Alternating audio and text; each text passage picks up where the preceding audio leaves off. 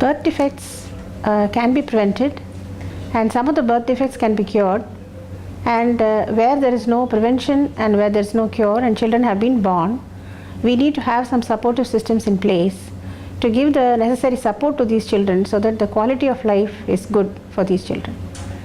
So we at Fetal Care Research Foundation work with these three aims, that is to prevent, to cure and support children with birth defects. So when you look at preventive aspects, taking a small vitamin tablet called folic acid well ahead of pregnancy and in the first 3 months of pregnancy prevents a dreadful birth defect called neural tube defect, which is the most common birth defect in our country.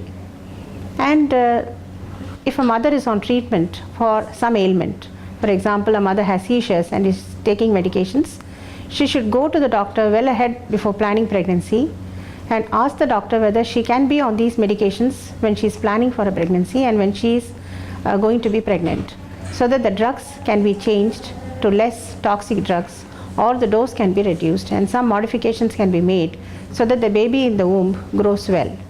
And similarly, if mother has some health problems like diabetes, the sugars should be well controlled well before the pregnancy so that when the baby forms in the first 3 months, the atmosphere or the milieu should be optimal for the baby to grow and the sugars should be normal. So these are a few examples where we can prevent birth defects.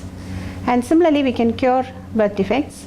For example, if there is any structural malformation like a cleft lip or palate or a heart defect, we can do surgical correction and cure the problem.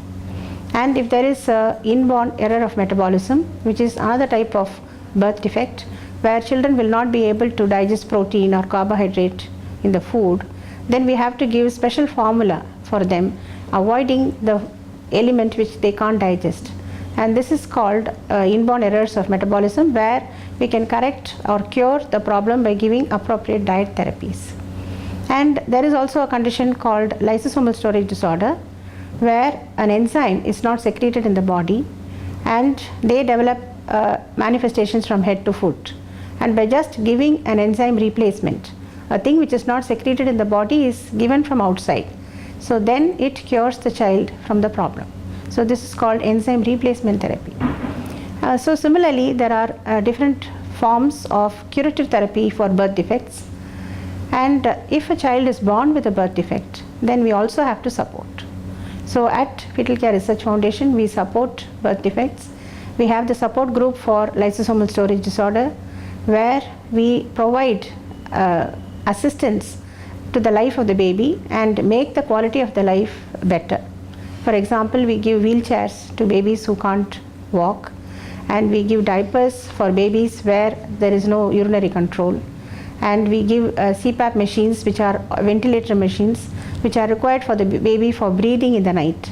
So these sort of small assistance, and also requesting school authorities to give extra time for their examination and consider them for admission in the school, because intellectually they are well and physically they are disabled.